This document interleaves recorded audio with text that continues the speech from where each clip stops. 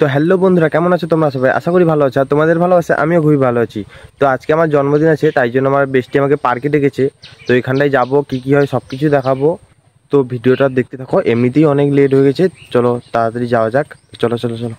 তারপর আমার দাদার বাইকে করে বেরিয়ে পড়ি, অনেকটাই লেট হয়ে গিয়েছিল। তো আমাদের এখানটার ভিউ দেখতে পাচ্ছ, just looking like a wow. তারপর এসে দেখি বেস্টি এখানটায় পাগলামি শুরু করে দিয়েছে, তো পাগলামিটা তোমরাও দেখো।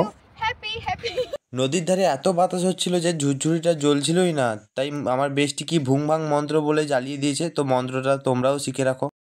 বাসুদেবায় হরয়ে পরমাত্মনে প্রণত না।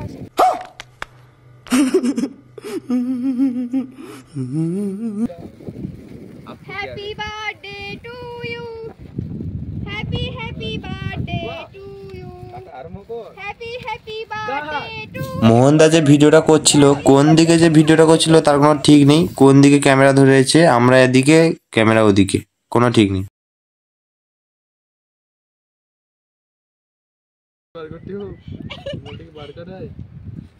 এত অত্যাচারে সবগুলো হয়ে গেল।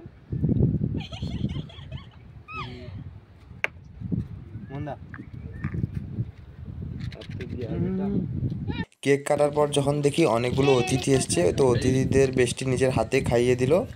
তো সাইডে দেখতে পাচ্ছ অনেকটাই অন্ধকার হয়ে গেছে কেক কাটতে কাটতে, তো তাই আর বেশি ফটো ভিডিও কিছুই হয়নি। তারপর বাড়ি পালিয়ে আসি।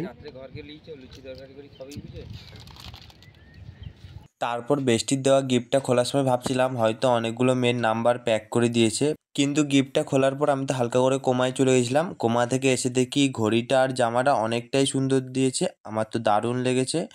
তারপর একটা সেন্ট বোতল দিয়েছে, একটা ফেস ওয়াশ দিয়েছে, আর একটা কি চাবি রিং দিয়েছে। তো দারুণ লেগেছে। থ্যাংক ইউ রে বেস্টি, আমার বার্থডেটা এতটা স্পেশাল করার জন্য।